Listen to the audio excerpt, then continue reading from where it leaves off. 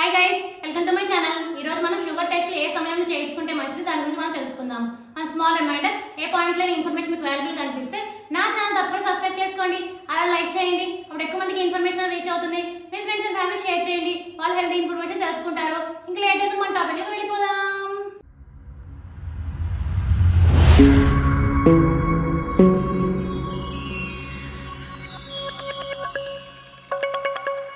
ప్రపంచవ్యాప్తంగా మధుమేహం ముప్పు వేగంగా పెరుగుతోంది.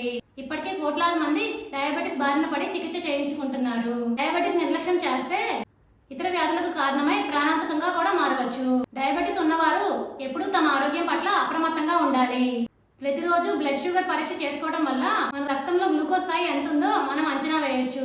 ఉదయం పరిగడుపున నీరు కూడా తాకుండా మనం చేయించుకునే షుగర్ టెస్ట్ ఖచ్చితమైన ఫలితాన్ని ఇస్తుంది.